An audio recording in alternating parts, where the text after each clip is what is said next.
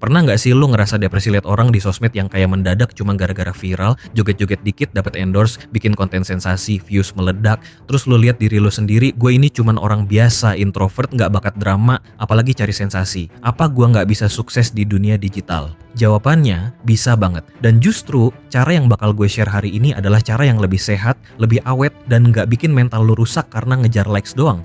Di video kali ini, gue bakal bedah 8 strategi realistis buat lo, si orang biasa, buat ngebangun penghasilan digital yang stabil tanpa harus viral. Kita bakal fokus ke konsistensi, bukan sensasi. Simpan dulu rasa insecure lo, siapin catatan, karena kita bakal masuk ke dagingnya sekarang. Welcome to Gunomat, kerja dari mana aja dan hasilin cuan. Poin 1, freelance online. Cara pertama, ini adalah jalur paling logis buat lo yang punya skill spesifik tapi nggak mau tampil di depan kamera, yaitu freelance online. Konsepnya simple, lo punya keahlian, orang lain butuh keahlian itu, dan mereka bayar lo. Nggak perlu followers jutaan. Lo bisa mulai tawarkan jasa nulis, desain grafis, editing video, atau bahkan entry data. Platformnya banyak banget bro. Ada pasar global kayak Fiverr dan Upwork, atau kalau lo lebih nyaman sama klien lokal, ada Seribulancer. Kuncinya di sini satu, portofolio. Jangan nunggu proyek raksasa datang. Mulai dari proyek kecil, bangun reputasi, kumpulin bintang 5. Di dunia freelance, review klien itu jauh lebih berharga daripada jumlah followers lo di Instagram. Jadi kalau lo jago gambar, jago ngedit, atau jago ngetik cepet, stop kasih gratisan. Jual skill lo sekarang. Tapi bang, gue nggak jago desain. Gue juga nggak punya PC spek dewa buat ngedit video. Gue cuma punya laptop kentang dan isi kepala gue yang lumayan rame. Gue sukanya nulis, curhat, atau riset hal-hal aneh. Bisa jadi duit nggak? Poin 2, menulis dan blogging. Poin kedua, menulis dan blogging. Zaman sekarang, tulisan itu aset. Lu bisa bikin blog sendiri atau nulis di platform yang udah ada audiensnya kayak Medium, Karya Karsa, atau bahkan platform berita komunitas kayak Kaltangpedia. Bedanya sama status Facebook apa? Di sini kita mainin SEO, Search Engine Optimization. Tujuannya bukan biar viral sehari terus hilang, tapi biar tulisan lo ditemuin orang yang memang lagi nyari informasi itu di Google hari ini, bulan depan, bahkan tahun depan. Fokuslah pada niche atau topik yang lo kuasai. Misal lo suka banget bahas sejarah lokal, teknologi, atau tips produktivitas. Tulisan yang bagus dan searchable itu bakal terus ngasilin traffic dan ujung-ujungnya cuan tanpa lo harus teriak-teriak di TikTok. Masalahnya, nulis artikel atau ngerjain proyek freelance itu masih tukar waktu dengan uang. Kalau lu nggak ngetik, lu nggak dibayar. Capek juga kan kalau harus kerja terus. Gimana caranya kita kerja sekali tapi dibayarnya berkali-kali? Jawabannya ada di strategi ketiga ini. Ini favorit gua.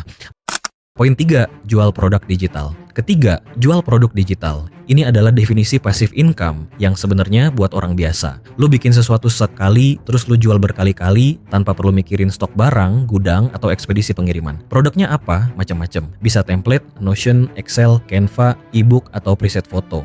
Platform jualnya, lu bisa taruh di Gumroad, Etsy, atau yang lokal, dan gampang aksesnya kayak Karya Karsa atau link.id. Bayangin lo bikin satu template CV yang keren. Lo jual harganya 50.000 aja. Kalau sebulan ada 20 orang yang beli itu udah sejuta men. Dan lo nggak perlu ngapa-ngapain lagi setelah produknya jadi. Ini ngebantu banget buat lo yang pengen punya mesin uang kecil-kecilan. Tapi gue tahu pasti ada dari lo yang mikir, bang, gue males bikin produk. Gue nggak pede bikin ebook dan gue nggak punya skill desain buat bikin template. Tenang, lo tetap bisa dapat duit digital tanpa harus punya produk sendiri. Caranya, kita jadi makelar online. Poin 4, affiliate marketing. Strategi keempat, affiliate marketing. Simpelnya, lo promosiin produk atau layanan orang lain lewat link khusus punya lo. Kalau ada yang beli lewat link itu, lo dapat komisi. Lo bisa sebar link ini di blog yang tadi lo buat, di bio media sosial, atau di grup komunitas. Tapi, ada tapinya nih. Jangan jadi spammer yang nyebarin link gak jelas di kolom komentar orang. Itu norak. Kunci affiliate marketing buat orang biasa kayak kita adalah trust, kepercayaan. Review barang yang beneran lo pake, atau rekomendasikan buku yang beneran lo baca. Orang bakal klik link lo karena mereka percaya sama opini lo, bukan karena lo maksa mereka beli. Kita udah bahas freelance, nulis produk digital, sama affiliate. Sekarang gimana kalau lo ngerasa skill lo itu terlalu kompleks buat dijelasin cuma lewat ebook atau caption Instagram? Gimana kalau skill lo itu butuh step by step yang detail? Nah, di situ lo bisa masuk ke level berikutnya. Poin 5, kelas online and kursus mini. Kelima, buka kelas online atau kursus mini. Nggak perlu nunggu jadi dosen atau profesor buat ngajar. Kalau lo jago bikin kopi, jago ngatur keuangan rumah tangga, atau jago main gitar, itu semua bisa jadi materi kursus. Platformnya bisa yang canggih kayak Udemy, atau yang simple banget kayak Gumroad, Karya Karsa, bahkan Google Meet buat sesi live.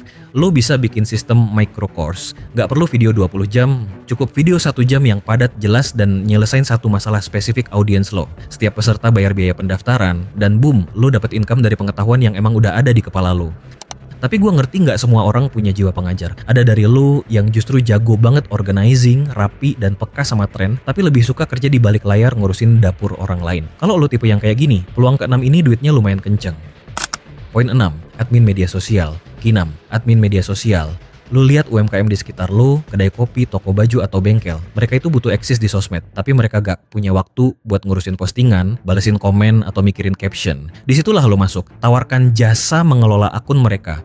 Tugas lu mulai dari bikin konten sederhana, jadwalin postingan, sampai analisis performa akun. Ini kerjaan real partner. Lu ngebantu bisnis mereka tumbuh, dan lu dapat bayaran bulanan yang stabil. Lu gak perlu jadi wajah brandnya, lu cuma perlu jadi otak di balik sosmednya.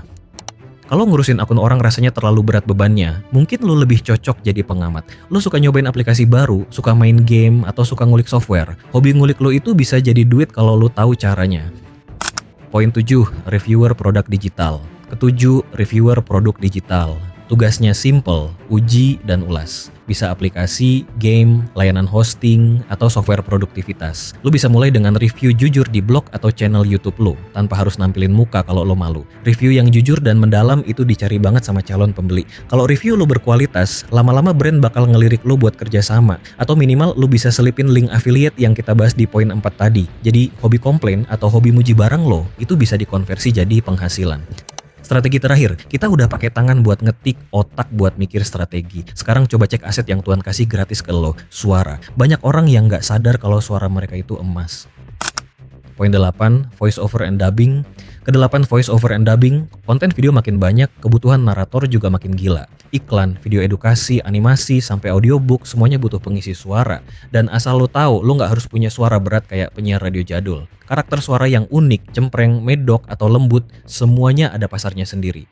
Modalnya, mic yang layak, bahkan mic HP zaman now udah canggih, dan aplikasi rekam suara. Tawarkan sampel suara lo di platform freelance. Ini kerjaan yang seru, bisa dikerjain di kamar, dan bayarannya seringkali hitungan per menit durasi audio. Gurih kan? Kesimpulan and tips sukses. Itu tadi 8 cara buat lo, orang biasa buat dapat cuan digital tanpa harus joget-joget konyol ngejar viral. Tapi ingat, ada 4 tips sukses biar strategi ini jalan. 1. Fokus konsistensi, bukan viralitas. Bangun bata demi bata. Pelan tapi pasti lebih baik daripada cepet tapi rapuh. 2. Bangun portofolio. Bukti karya lebih penting daripada janji manis. 3. Pakai tools gratisan. Dulu, jangan boros modal di awal. Manfaatkan free trial atau open source. 4. Terus belajar. Algoritma berubah, tren berubah, lo harus adaptasi. Jadi mulai sekarang stop ngeluh kalau lo nggak bakat jadi selebgram. Internet itu luas, kuenya banyak. Ambil potongan kue lo dengan cara yang elegan dan berkelas. Gue mau tahu, dari 8 cara tadi, mana yang paling relate dan pengen lo coba duluan. Tulis di kolom komentar, gue pengen baca rencana lo. Jangan lupa like kalau video ini ngebuka pikiran lo, dan subscribe biar lo nggak ketinggalan strategi digital nomad lainnya. See you on the next video.